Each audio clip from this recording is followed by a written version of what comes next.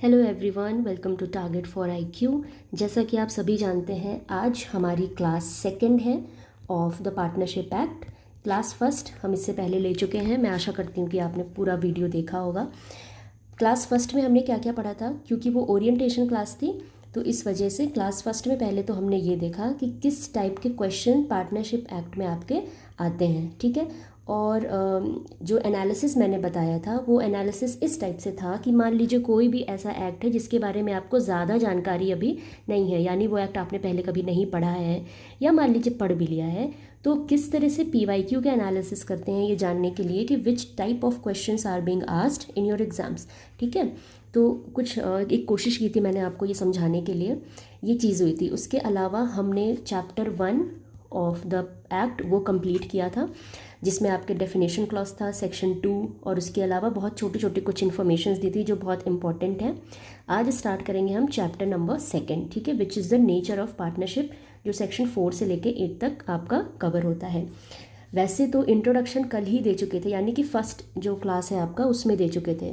आप चाहें तो फर्स्ट वीडियो अगर नहीं देखा है तो एक बार उसको रेफ़र करिए। जब आप फर्स्ट वीडियो देखेंगे तो सेकंड वीडियो आपको ज़्यादा समझ में आएगा। तो चलिए स्टार्ट करेंगे हम चैप्टर 2, बट उससे पहले हम एक बार रिवाइज़ करते हैं कि कल हमने क्या क्या पढ़ा, पहले वीडियो में क्या क्या चीज़ें पढ़ी उसे एक बार रिवाइज़ करते हैं। तो देखिए, फर्स्ट क्लास में हमने पहली चीज़ तो देखी थी डेट ऑफ इन्फोर्समेंट, ठीक है। कोई भी एक्ट हो आपको उसका डेट ऑफ इन्फोर्समेंट ज़रूर पता होना चाहिए। पार्टनरशिप एक्ट में हमने देखा कि हमारे पास 2 डेट्स हैं, एक है अक्टूबर 1 1932 की, ठीक है, और एक उसके जस्ट एक साल बाद की डेट है, दैट इज़ अक्टूबर 1 1933। 1 अक्टूबर 1932 को पार्टनरशिप एक्ट के जितने भी सेक्शंस हैं, यानी कि पूरा का पूरा एक्ट वो इन्फोर्स हो गया था, एक्सेप्ट सेक्शन 69। सेक्शन 69 को एक साल बाद इन्फोर्स किया गया। इसका कारण भी मैंने आपको बताया। देखिए, सेक्शन 69 डील करता है effect of non registration of firms. मतलब मान लीजिए कोई फर्म है, ठीक है, और वो अभी रजिस्टर नहीं हुई है। क्या नहीं हुई है? रजिस्टर नहीं हुई है, तो क्या इफ़ेक्ट होगा उसका। देखिए, डिटेल में तो हम सेक्शन 69 जब आएगा तो पढ़ेंगे। अभी मैं आपको इतना बताती हूँ कि मान लीजिए कोई फर्म है जो कि रजिस्टर नहीं हुई है, तो ऐसी सिचुएशन में अगर कोई थर्ड पार्टी है, ठीक है, उसके राइट का इन्फ्रिंजमेंट हुआ है, तो वो उस पार्टनरशिप फर्म को सू नहीं कर सकता। यानी जो लीगल रेमेडीज़ होती हैं वो इस फर्म के पास अवेलेबल नहीं होंगी। ना आप किसी को सू कर सकते हो, ना कोई आपको सू कर सकता है। तो इस वजह से सेक्शन 69 काफ़ी इंपॉर्टेंट हो जाता है। एक साल का टाइम लिया गया ताकि जो रजिस्ट्रार्स के ऑफिस हैं वो सारा इस्टेब्लिश किया जा सके, क्योंकि आपको ये भी मैं बता चुकी हूँ कि पहले partnership act Indian contract act का एक पार्ट था, ठीक है, बाद में इसको सेपरेट किया गया, उसमें से अलग एक्ट बनाया गया। तो रजिस्ट्रार्स के ऑफिस वो इस्टेब्लिश हो चुके हैं, हो सके, क्योंकि रजिस्ट्रेशन कहाँ होता है, रजिस्ट्रार ही करता है, ठीक है। और जो फर्म्स उस समय थी उनको टाइम मिल सके कि वो अपने आप को रजिस्ट्रेशन करवाएं।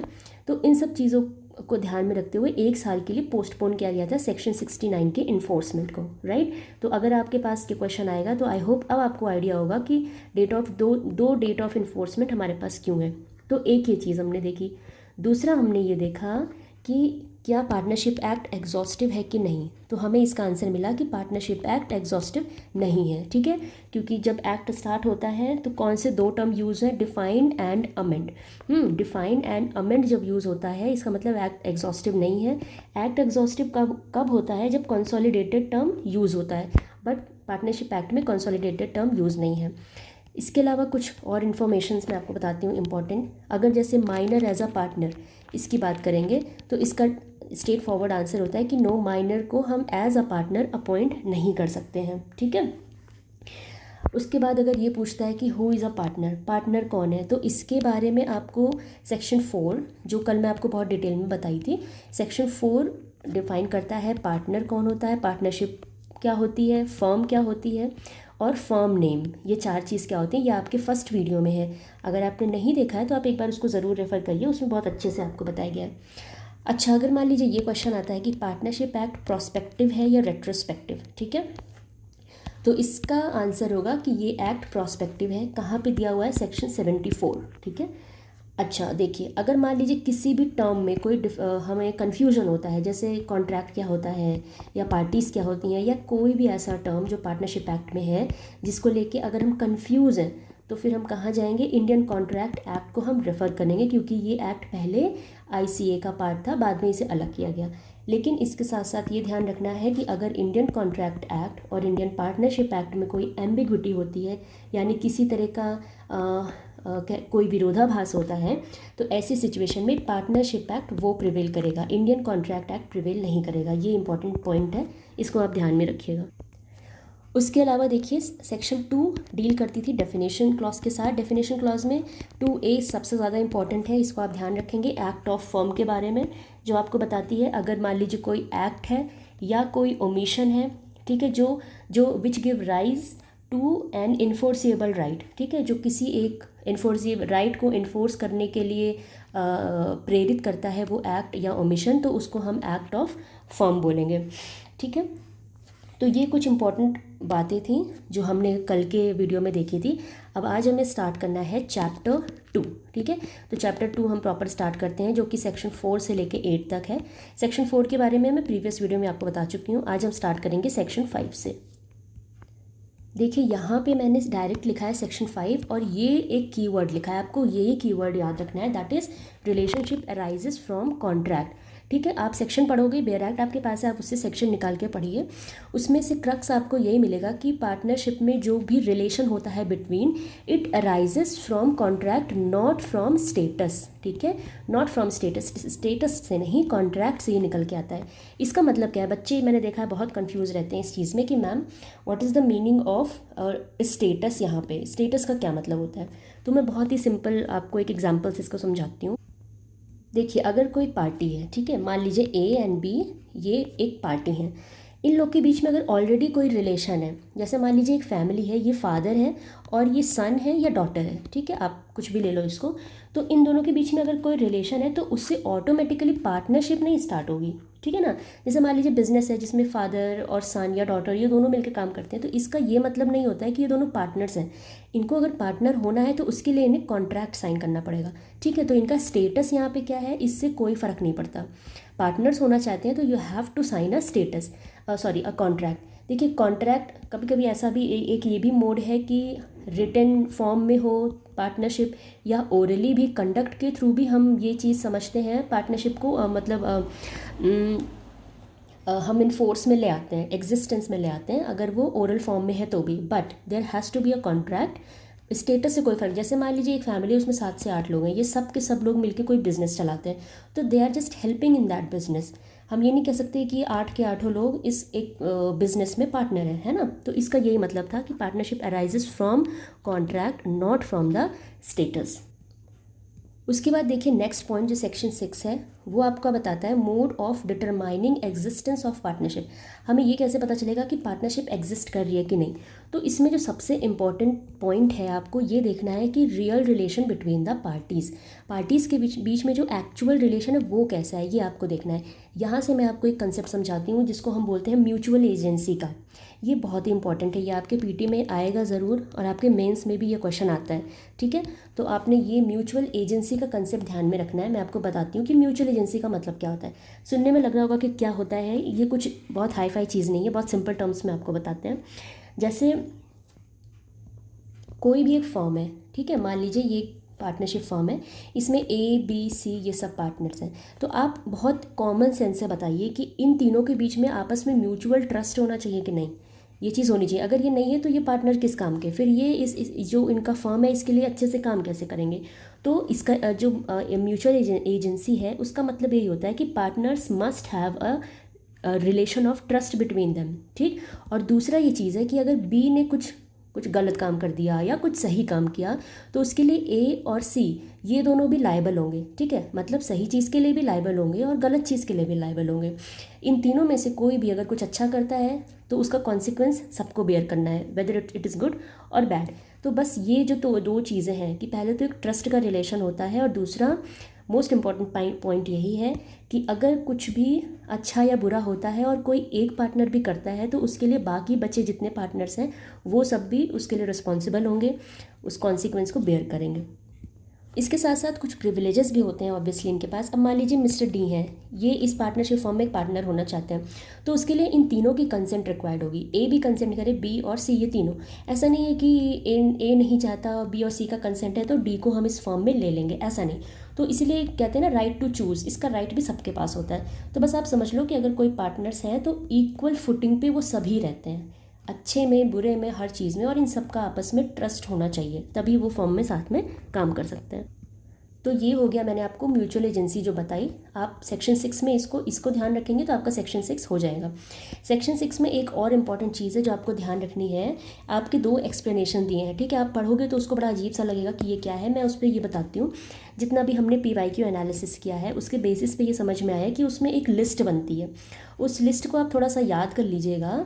बस आपको ये पता होना चाहिए कि इस कैटेगरी में जो लोग फॉल हो रहे हैं वो पार्टनर्स नहीं होंगे, ठीक है। अगर आप इतना याद कर लेंगे तो इस पे बेस्ड जो भी क्वेश्चंस है वो आपसे बन जाएंगे।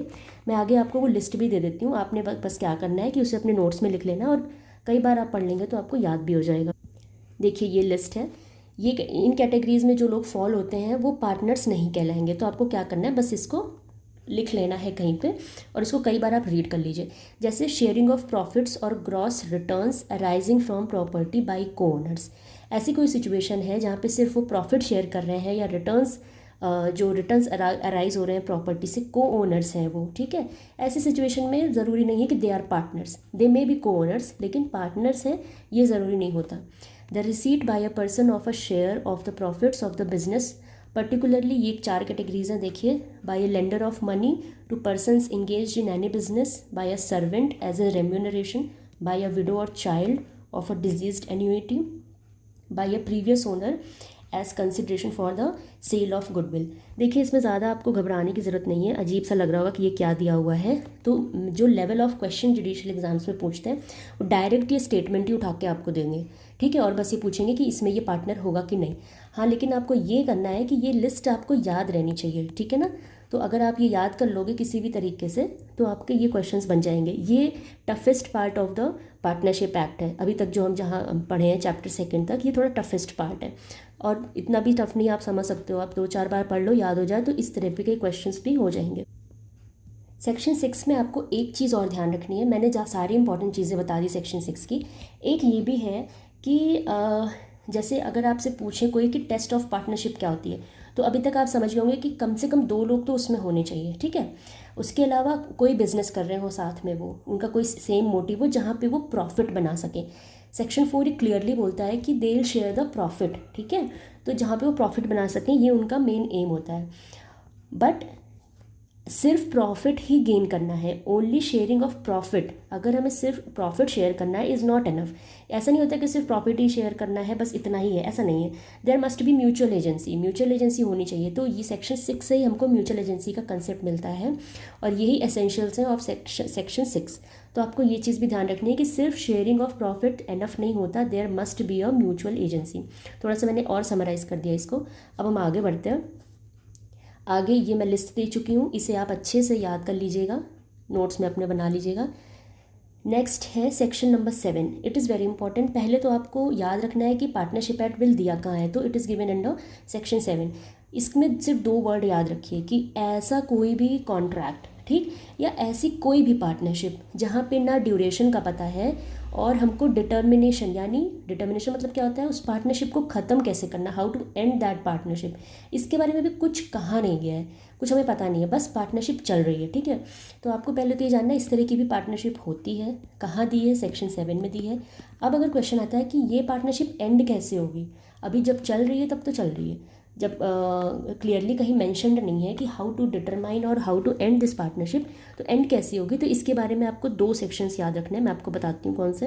पहला तो है आपको इसके सेक्शन 7 के साथ पढ़ना है सेक्शन 32, और दूसरा आपको पढ़ना है सेक्शन 43, राइट।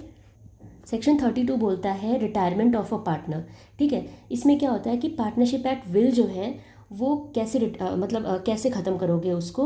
तो मान लीजिए कोई पार्टनर है जो रिटायर होना चाहता है और वो नोटिस में दे देता है बाकी सारे पार्टनर्स को, ठीक है। वो नोटिस देता है लिख कर कि भाई मैं इस डेट को मैं रिटायर होना चाहता हूँ, और सारे पार्टनर्स को उसने दे दिया, तो ठीक है, मान लिया जाएगा कि भाई इस डेट को 10 सितंबर को या कोई भी डेट आप ले लो, इनकी पार्टनरशिप ख़त्म हो रही है, बस। तो एक तरीका ये हो गया। दूसरा मैंने आपको बोला कि आपको देखना पड़ेगा सेक्शन नंबर 43। इसमें क्या होता है कि अगर फर्म ही डिसॉल्व हो जाए यानी डिसोल्यूशन, ठीक है, आप रीड करेंगे अगर सेक्शन 43 तो ये बोलता है dissolution by notice of partnership at will. तो जहाँ पे आपको डिसॉल्व करना है अपनी पार्टनरशिप, आप क्या करोगे, notice of intention to dissolve the firm, ये आप दोगे बाकी सारे पार्टनर्स को कि भाई नाउ माई इंटेंशन इज़ कि I want to dissolve this firm, ठीक है। तो ये आपका पार्टनरशिप डिसॉल्व हो जाएगा। ये कब से इन फोर्स में आ सकता है कि भाई मान लीजिए आपने कोई डेट उसमें मेंशन की है, ठीक है, तो इस डेट से ये डिसॉल्व होगा, या फिर जो डेट ऑफ कम्युनिकेशन है उस डेट से ये डिसॉल्व होगा, ये इसमें दिया हुआ है।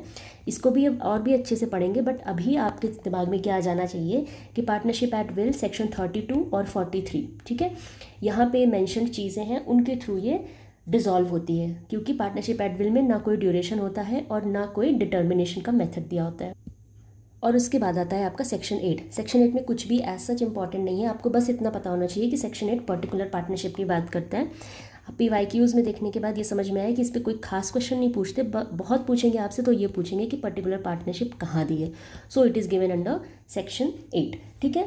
तो आई होप आपको चैप्टर 2 समझ में आया होगा। यहाँ पे हम कंप्लीट कर रहे हैं और ये लिस्ट आपको याद रखनी है, इसको नोट डाउन कर लीजिएगा। मैं बार बार बोल रही हूँ, थोड़ी सी भी मेहनत आप कर लेंगे तो आपका ये थोड़ा सा टफ क्वेश्चन फ्रॉम पार्टनरशिप भी अगर आ गया ना तो आप कर ले जाओगे इसको, ठीक है। और सेक्शन 5 भी हमने आपको बता दिया, इससे आपको याद रखना है relationship arises from contract not from status, example दे दिया था, समझ में आ गया होगा। और यहाँ से म्यूचुअल एजेंसी मैंने आपको बता दी, जो कि अगेन इंपॉर्टेंट टॉपिक है, ठीक है। तो नेक्स्ट वीडियो में मिलते हैं और नेक्स्ट वीडियो में चैप्टर 3 स्टार्ट करना है। बट मैं ये सोच रही हूँ कि अभी तक हमने जहाँ तक पढ़ा है चैप्टर 1 एंड चैप्टर 2 उस पर बेस्ड कुछ क्वेश्चंस हम लगा लेंगे, ठीक है। पहले क्वेश्चंस लगा लेंगे, उसके बाद हम स्टार्ट करेंगे चैप्टर नंबर 3। देखिए आराम से चलेंगे, कोई बहुत ज़्यादा तेज़ चलने की ज़रूरत नहीं है, जितना भी पढ़ेंगे समझते हुए पढ़ेंगे, ठीक है। आपको कोई डाउट हो तो आप मुझसे नीचे पूछ सकते हैं कमेंट करके। नेक्स्ट वीडियो में मिलते हैं, पहले कुछ क्वेश्चंस हम सॉल्व करेंगे, उसके बाद हम चैप्टर 3 स्टार्ट करते हैं। नेक्स्ट वीडियो में मिलते हैं, तब तक के लिए थैंक यू।